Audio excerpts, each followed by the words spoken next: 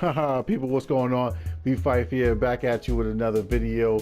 MLB The Show 15, yet again, using this as an example to prove yet another point with my BPhife's Big 3 about vision, execution, and tools. Okay, in the last video, part 3, I left you with the idea of what tools should do in your video games, and that's what we're gonna do. I was playing this game and I said, you know what a better example than to show yes, I'm using MLB again.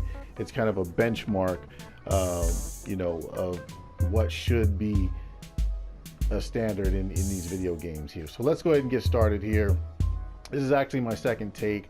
I did a video before this and it was like 15 minutes long or whatever the case may be, and I was kind of showing you a bunch of, I was almost turning it into just like almost damn near a review of the setting.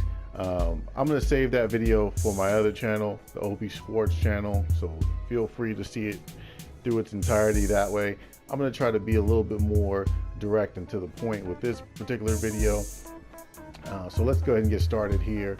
Now, when we're talking about options, which I call tools, I think there's 3 considerations that you should think that make up a good tool set for the game. Now, don't get me wrong, every game has options, but you have to ask yourself these 3 questions. Okay, 1, do I have enough? Is there the quantity of the tools? The second one is, do the tools make sense? And the third one is, are they functional? Because all of those together, create a great tool set. Okay, like if you're a mechanic or whatever, you got your, you can have cheap tools or you can have good tools. Whichever do the job better. Okay, but MLB The Show delivers an abundance of tools. You have submenus of submenus. You have profiles that you can create, as if you play FPS shooters, you can have like loadouts, so to speak. You can go in here, you can change the presentation, you can change, look at all this, you have batting, base running, fielding, you have advanced, etc., etc. I mean, the list goes on. Mode specific options, you see, you can read here, sounds of the show, jukebox, all this stuff. And what I'm pointing out here is, like I said, in my perspective, what my perspective is, you should play the game, the sports game, the way you view, or the best way you're familiar with the actual sport. So for example, if you're more of a on the field type person, well, then you should be able to customize the game so that it feels like you're on the field. If you're more of a, hey, I'm in the stands kind of thing, or I'm on the sideline, then you should be able to customize it in that respect as well. Or if you're sitting at home on the couch and you watch a beer and that's the way you look at the sports, hey, why not do that? MLB The Show allows me to do that. That's what I love about MLB The Show, is because I can go in here and I can change my hitting interface. I can change my hitting view. Look. This is the view that I normally use. I customize my own camera angle. They said, hey, look at all these. Those aren't enough for you? Why don't you create your own there, Mr. Fife? Go ahead and create your own. Not just, change the zoom or change, little minor things about it. No, create your own camera angle.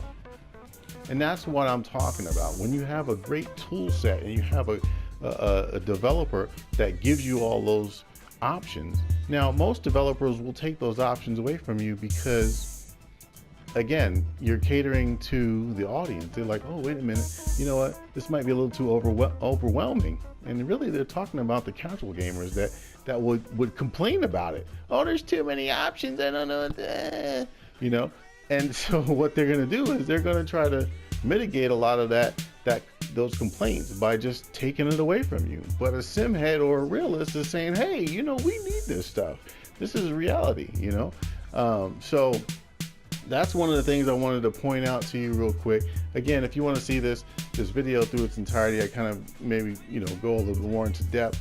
But before we get out of here, I want to kind of maybe compare real quick to probably the closest other game that would probably give you a decent tool set, and that's NBA 2K series. Okay, now I've done an extensive review on camera angles.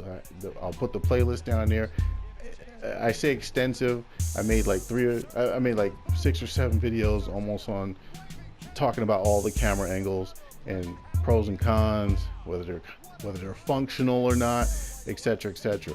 But I'll give you an example of Madden actually having one tool that was better than NBA 2K's tool set. Because there's more I want to talk about NBA 2K, but go ahead and check that video out, and I'll talk a little bit about that. But there's this one questionable tool set in NBA, which is called game speed. And that game speed governs the player speed, and it also governs the ball speed. Like, how much sense does that make when, if you turn that all the way down to say 5 or 10, when the player shoots the ball looks like it's in a slow-mo, mode or whatever the case. Doesn't make sense. That slider should never govern the player movement and ball physics. Just doesn't make sense. Madden has I think fast, normal, slow, and very slow. But the beautiful thing about Madden's tool set when it comes to that particular feature, that particular tool, is they don't touch the ball. Like, you can still throw the ball the way you want to throw the ball. But anyway, it's your boy BPhife. Go ahead and check that video out if that's what you really want. You want to get more in depth on what I'm talking about. I just wanted to make this really quick and concise. And my next video, I'm going to show you with Madden their tool set and my vision and how I use their tool set. It's your boy BPhife. Don't forget the thumbs up or thumbs down. Now, there's a couple of you little guys that want to thumb these videos down. Go, feel free to. Hey, pal, feel free to. And pal, I'll see you on the next video.